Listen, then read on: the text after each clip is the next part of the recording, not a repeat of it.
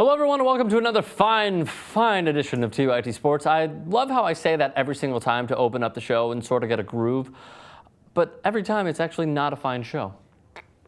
It's odd how that happens sometimes. So Phil Jackson has been announced as the new president of your New York Knickerbockers. All right, Mazel Tov, good for him.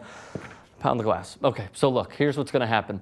James Dolan is basically, he's putting out the right quotes, and he's basically saying, Phil Jackson is going to take control, and I'm just sort of going to take a step back because basketball really ain't my forte. Why was it in the first place then, Mr. Dolan? That's a great question to ask. We have seen him highlighted, and even in the worst way highlighted through not even mainstream media, but with Keith Olbermann absolutely annihilating him and whatnot. Rightfully so. But James Dolan, it appears he is going to not necessarily forego all of his power. Phil Jackson certainly still has to go through him, but he's giving Phil Jackson a lot of the power. Something Jim Bush should let Mitch Kupchak do. So here we go. Here's what Phil Jackson said in his press conference, and then we'll just react right after. On Carmelo Anthony, this is the most important. There's no doubt about Carmelo being one of the top scorers in the league, maybe the best individual isolation player in the game. I have no problems with committing to say Carmelo is in the future plans. Big. Why? If Carmelo wants to leave, he could leave. There's been speculation that he would go to the Bulls, that the Los Angeles Lakers are going to pursue the services of Carmelo Anthony, who of course won March Madness right here. He won when Syracuse defeated Kansas, the Wayne Simeon, Kirk Heinrich led Kansas team. I was at that Final Four. That was awesome. Met Sandy Koufax at that Final Four too. Good for me.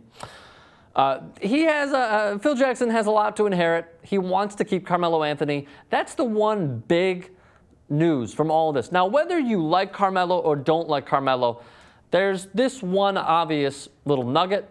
He's the best player on your team. If I are the New York Knicks, I am making a strong offer, giving him that max deal, and I'm trying to keep him. Now, what else does Phil Jackson have to do? And I'll get to the Mike Woodson talk in just a moment. Amari Stoudemire, Andrea Bargnani, J.R. Smith, just to name a few, Tyson Chandler, one more. Those are big contracts, big hefty contracts, and some head cases that you might want to get rid of. Who would be the big first signing of the Phil Jackson era, aside from Carmelo re-signing? That's obviously number one, the first priority. The second priority, Kevin Love.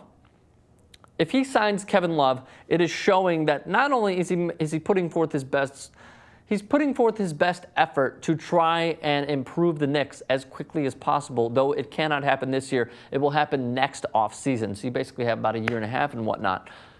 But that would certainly indicate that Phil is taking his job seriously. He's going to take whatever job he has at that point seriously. He won 11 rings as a coach. 13 total with 2 on that 1970 and 72-73 teams. Of course, they had Willis Reed and a bunch of other great players. Bill Bradley, the politician Bill Bradley. But then we go into Coach Mike Woodson. Would you keep him?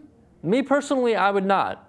He showed a lot. He showed a lot of potential when he took over a crap team in the New York Knicks and turned them into a playoff team, and they had a lot of potential, but obviously they got knocked out in the first round.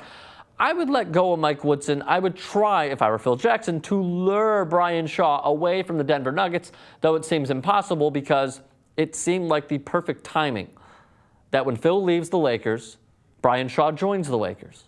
Brian Shaw worked under Phil Jackson for so many years.